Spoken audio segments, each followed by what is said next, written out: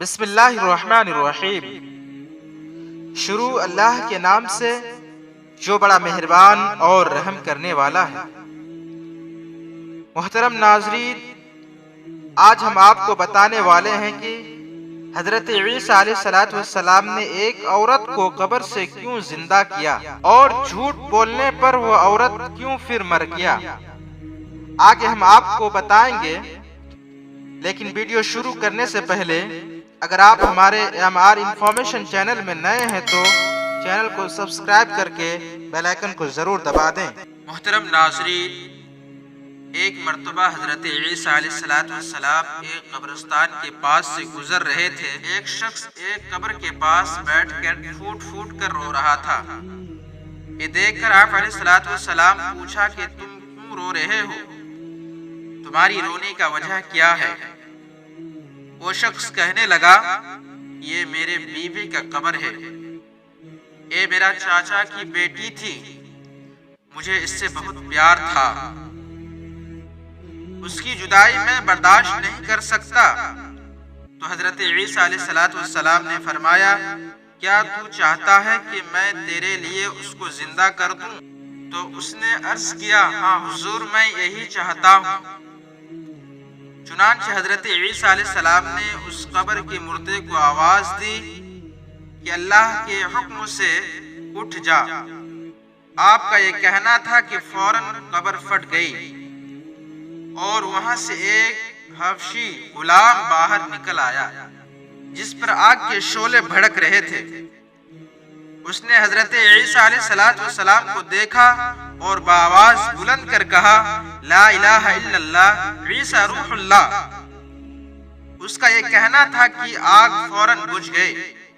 تو اس شخص نے کہا، مجھ سے غلطی ہو گئی، میرے بیوی کا قبر یہ نہیں بلکہ دوسری ہے۔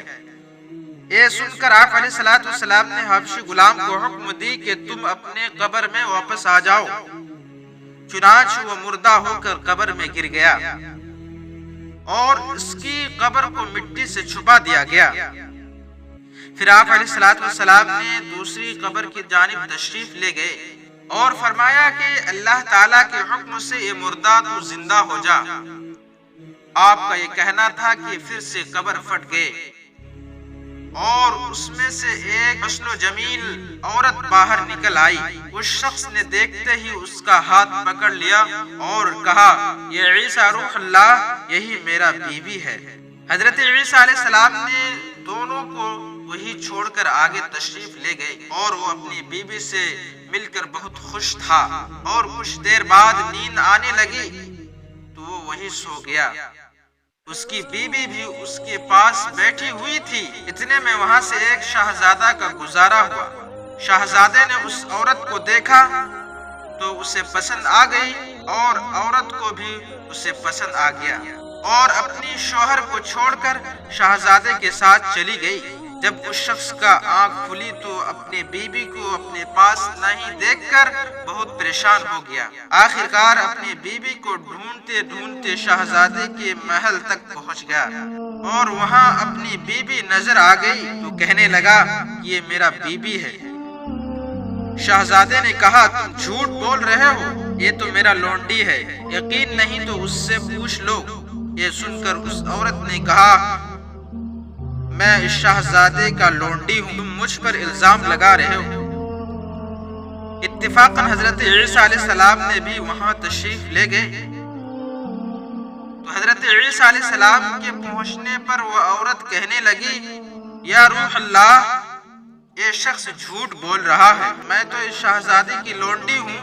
حضرت عیسیٰ علیہ السلام نے فرمایا کہ تم وہ عورت نہیں جس کو میں اللہ کے حکم سے میں زندہ کیا تھا۔